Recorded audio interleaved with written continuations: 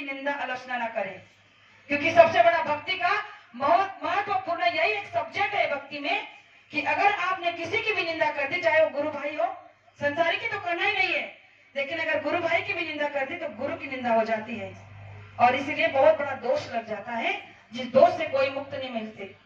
इसलिए बाबा जय गुरुदेव जी महाराज ने कहा, 3 जो आदेश हमें दिए थे कि गम खाओ और किसी की निंदा आलोचना मत करो।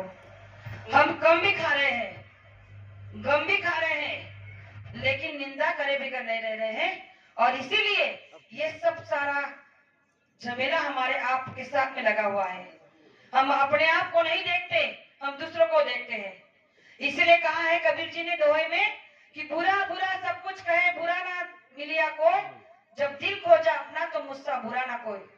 हम इतनी बुराइयों का भंडार लिए घूम रहे हैं कि हमें खुद को नहीं पता, लेकिन अगर सोचोगे चाहोगे तो रोज एक बुराई सत्संग में आकर अगर छोड़ दोगे, जो उन्होंने कहा ना कि लिख के रखना अपनी बुराइयों को, तो लिखते लिखते थक जाएंगे हम सब लिखते लिखते थक जाएंगे। इतनी बुराइयां हमने अपने अंदर में रखी है, तो बताइए अच्छाइयों को जगह कहाँ मिलेगी?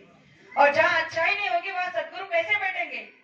सदगुरु को बिठाने के लिए अंदर में निर्मल स्थान तो होना चाहिए, पवित्र जगह तो होनी चाहिए।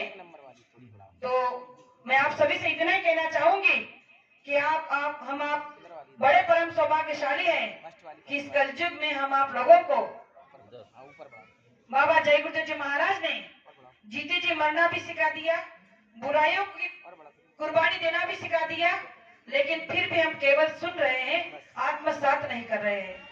जब तक आत्मसात नहीं होगा तब तक आत्म कल्याण भी नहीं होगा। आत्म कल्याण केवल कहने के लिए नहीं, करने की चीज है। एक बार जो आत्म कल्याण की साधना कर लेता है, उसे जगत से संसार से कोई लेना देना नहीं रहता है। ये सारा संसार उसे मिथ्या लगने लगता है और इसलिए गुरु महाराज ने कहा कि ध्यान भजन सुमिरन सबसे बड़ी जीवन की पूंजी है, जिसे हर रोज करना चाहिए। इस पर एक प्रमाण आपको सत्य घटना बताना चाहती हूँ। हमारे उत्तर प्रदेश की बात है, गुरु महाराज ने इसे शाकाहारी पत्रिका में भेजा था। एक गुरु भाई और गुरु बहन थी, दोनों पति पत्नी बहुत ही भजनानंदी थे।